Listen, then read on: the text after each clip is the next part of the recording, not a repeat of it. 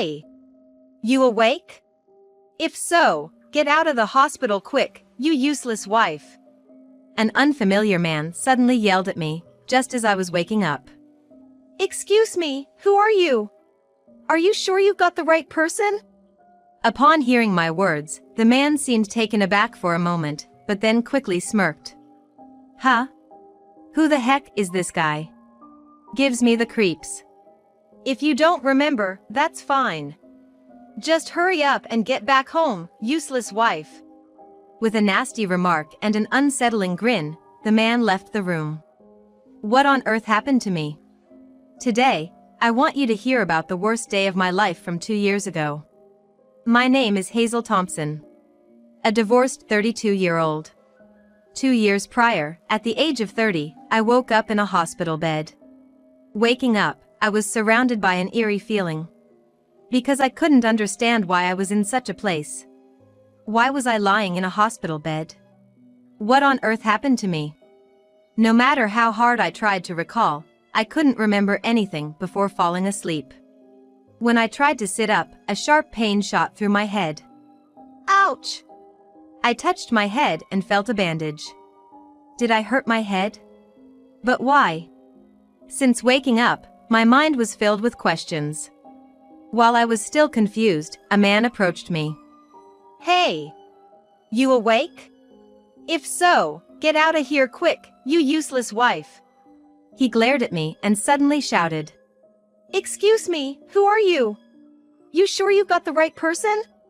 I didn't recognize the man and hesitantly spoke to him. My words made the man's eyes widen in surprise. He looked really mad, maybe he confused me with someone else. I gave the man a friendly smile, hoping he'd realize his mistake and move on.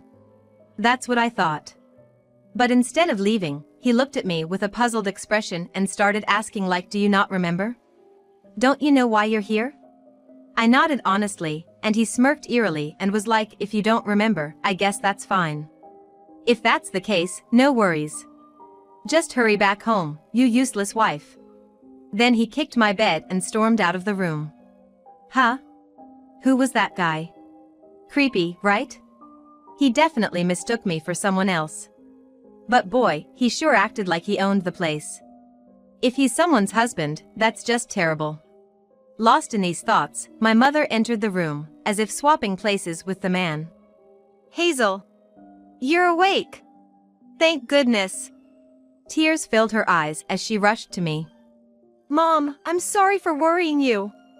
I'm okay. But just before you came in, some weird guy was here and he yelled at me. I think he confused me with someone else. Is everything all right?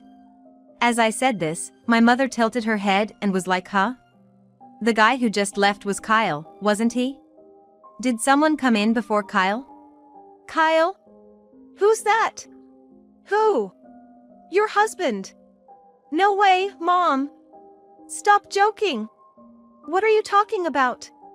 Just wait a second. Hazel, are you serious? Didn't you get married last year? You came to tell me how happy you were to get married before turning 30. Don't you remember? Mom, what are you talking about? I'm only 28. What do you mean before turning 30? Upon hearing this, my mother rushed out of the room in panic. Soon, doctors and nurses came rushing in, and I underwent various tests. I was later diagnosed with amnesia due to a severe head injury. It turned out I hadn't lost all my memories but had forgotten about the last 2 years since I met my husband, Kyle. It seems I've lost my memories from the age of 28 to 30. Which meant the man who had yelled at me earlier, Kyle, was indeed my husband. Kyle had yelled at me without showing any concern after I woke up. I wondered why I had married such a man. The next day, in the afternoon, the same man, supposedly my husband Kyle, visited the room.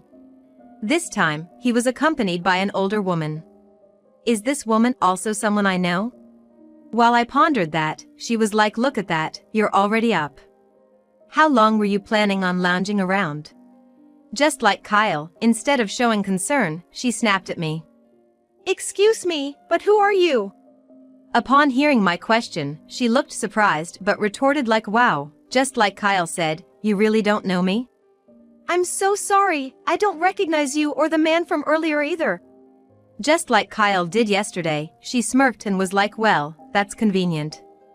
"Kyle, you played your cards right." What did she mean by played your cards right? When I looked puzzled, Kyle explained like, "You're my wife, and this is my mother." Got it? Apparently, this woman was his mother. In other words, my mother-in-law. "By the way, it's just a little injury, right? How long are you planning on staying in the hospital? Who's gonna cook our meals? And there's a pile of laundry. Hurry up and come home." Then, joining in, my mother-in-law exclaimed like, "That's right. Do you know how much this hospital stay is gonna cost? And what about work? You've been missing out, but the pay's still coming in, right?" Kyle and my mother-in-law kept nagging and blaming me. But when my mother came to visit, their attitude changed drastically. "Hazel, how are you feeling? Oh, you guys are here too." It seems Hazel has lost her memory from the time she met Kyle. Addressing the in-laws, my mother's voice trailed off. My mother-in-law was quickly like, "She hit her head, right? At least she looks okay. That's a relief." My mother-in-law hurriedly added like, "Well, we'll be off then." They hurriedly left. I asked my mother like, "Did I really marry that man?" "Yes. Kyle has always taken great care of you, and your mother-in-law was kind too. After getting married, you moved to the Thompsons' family home. Then, until yesterday, we didn't hear anything from you. Out of the blue, we were told you had an accident. What's been going on? Why didn't you contact us?" "No, Mom, that's what I'm saying. I don't remember anything. What happened?" I replied with a laugh, but I couldn't shake off the unease. The Kyle and mother-in-law I met after losing my memory were nothing like the caring and kind people my mother described. Their attitude had completely changed once my mother arrived. They seemed more concerned about house chores and money than me. Wait. Money? That reminds me, what's happening with my job? Mom, speaking of which, I'm still continuing my work as a tax consultant, right? You're still working there. Mr. Johnson was concerned and said you should take it easy for now. After graduating from college, I acquired my CPA license. I got a job at Johnson's CPA firm. That's a relief. I'm still continuing with my job. But wait. Right now, it should be the middle of a weekday. My mother is a stay-at-home mother, and I've been given time off from the CPA office to recover. But what about those two? They came to the hospital, but aren't they working? The more I thought about Kyle and my mother-in-law, the more suspicious I became. And it wasn't just me. My mother, seeing my behavior, started to become suspicious of Kyle and his mother as well. Then the next day, I still couldn't recall my memories. Kyle and his mom visited the hospital again in the afternoon. "Hey, Hazel. Enough is enough. At first, I thought it was okay if you lost your memories, but how long are you gonna stay here? I've been telling you to come home and take care of me." Before the accident, how did I handle such harsh words from Kyle? But thinking about it, there's nothing I can do since I can't remember. No matter what you say, I don't remember you. I don't want to live with someone I don't know. Besides, I'm still receiving treatment. Why don't you take care of yourself? You're an adult, right? I boldly said that to Kyle. He then grabbed me by the collar, his face turning bright red, and was like, "You trying to defy me? I did you a favor by marrying a slowpoke like you. No one will want you if I leave you." His mother, my mother-in-law, chided Kyle like, "Didn't we agree you wouldn't raise your hand outside?" While saying that, she was like, "Kyle's right. We're putting up with a klutz like you. All you need to do is earn money and take care of us." Suddenly acting defiant and being cocky. Being hospitalized and wasting money. Whether it was from being grabbed by the collar or from their confrontation, a dull pain like I was hit with a blunt object ran through my head. Then, I remembered everything. It felt like a fog lifting from my mind, and everything became clear. From meeting Kyle to our married life, and why I had the accident. I remembered everything. But I couldn't let those two know that I regained my memory.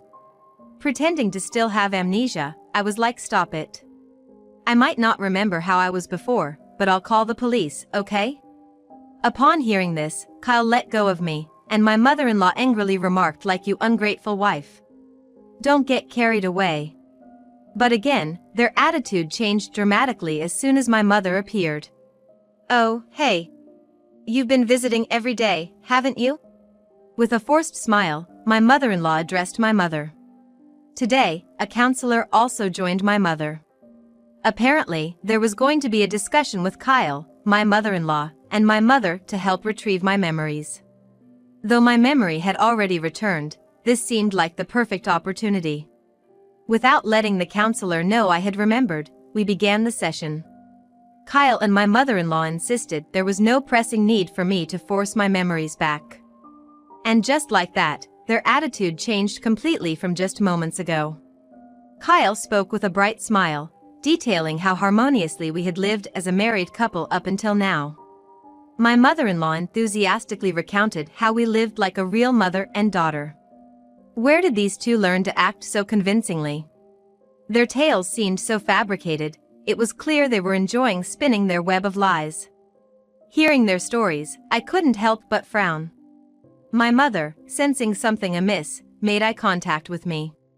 I felt sorry for the counselor, but when I asked if I could pose a question, she encouraged me to ask whatever I was curious about. I then asked Kyle and my mother-in-law, like, have I always been a terrible wife? The counselor exclaimed in shock, like, a terrible wife? She exclaimed in surprise. My mother-in-law quickly retorted, like, Hazel, what are you talking about? What's gotten into you all of a sudden? Huh?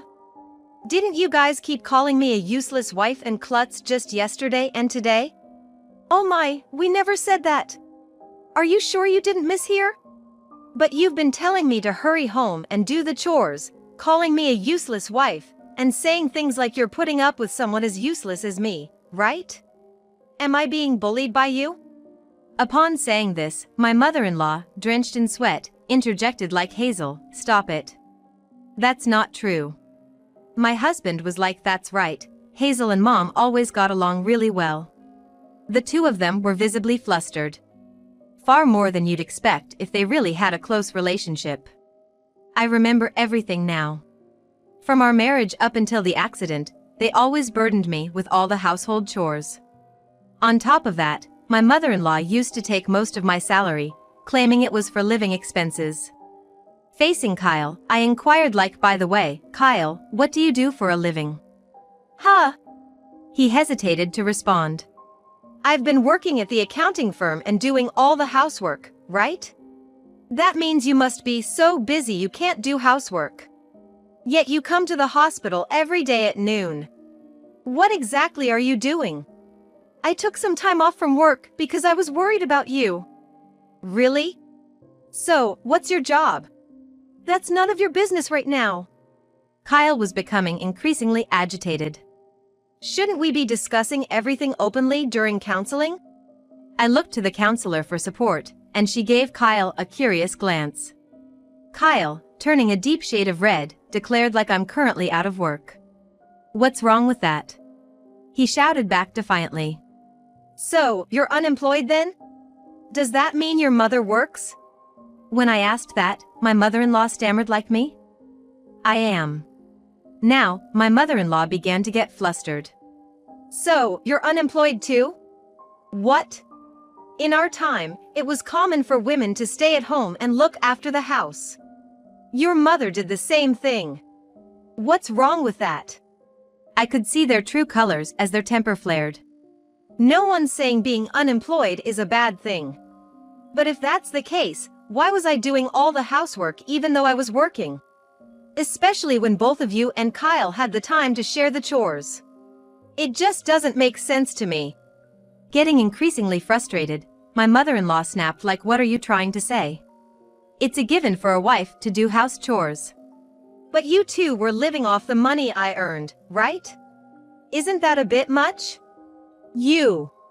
Don't get too big for your boots. It's only natural for you to earn money for Kyle's sake.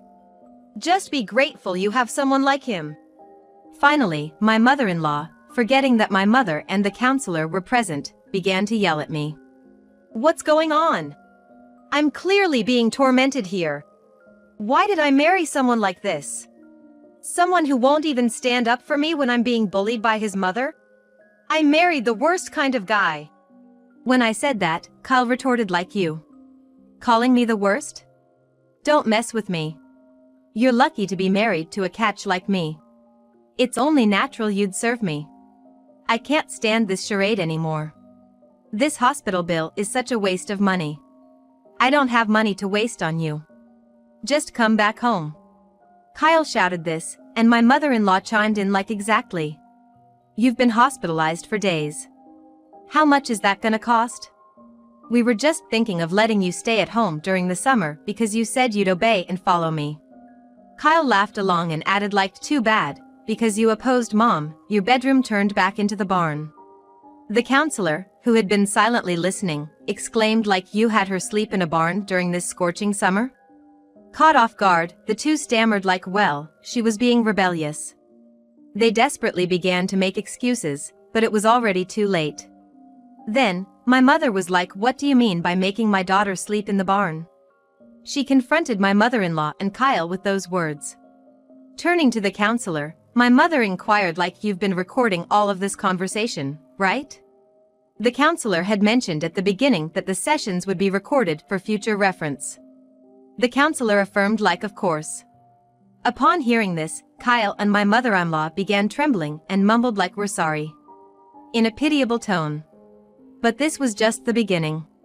Shall we go for the finishing blow? I announced everyone, like, I remember everything. Kyle and my mother-in-law jumped up, exclaiming, like, we're so sorry. We repent. Please spare us any more of this. They were begging for forgiveness. But why should I forgive? I explained to everyone why I ended up being hospitalized. Back then, I was utterly brainwashed by the two of them. Even though I was initially tormented after our marriage, they'd be kind to me afterwards. I was relied on. Gradually, I began to feel that these two couldn't manage without me. With such a mindset, it's strange how I started to follow their every command. I was told not to contact my real parents, and I obeyed that without a second thought. More importantly, even when I was mistreated, I never felt that the treatment was unjust. Then came the day of the accident. Kyle would always come to my workplace, partly to keep an eye on me. But that day, by chance, he saw me greet my boss, Mr. Johnson.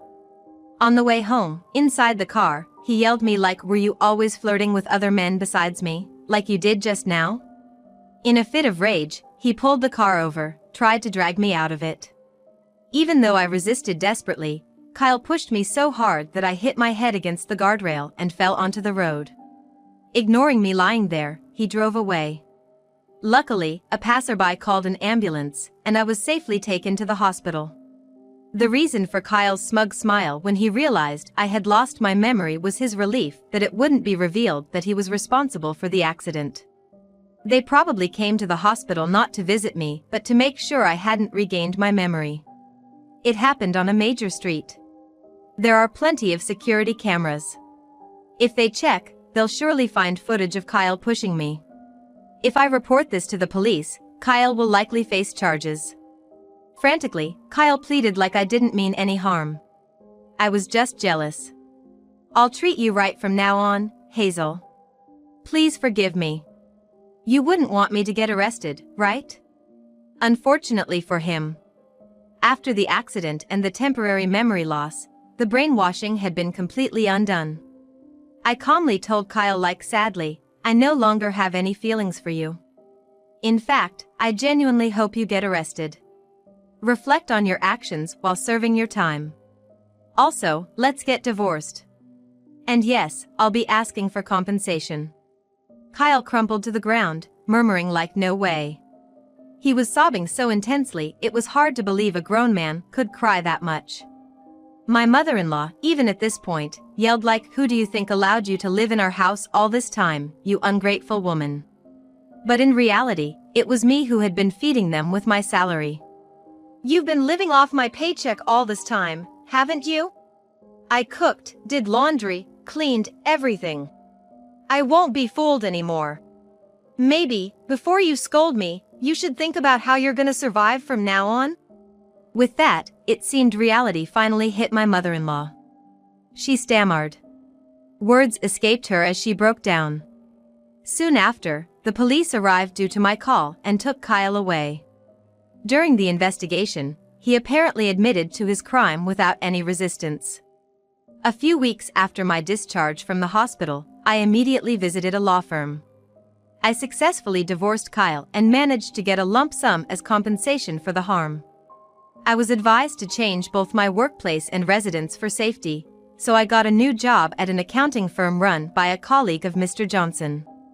My mother and I moved near this new workplace. I never dreamed I'd be caught up with such a weird man and be brainwashed, but it's an experience nonetheless. I vowed to be strong and not let anyone manipulate me like that again, to truly live my life for myself.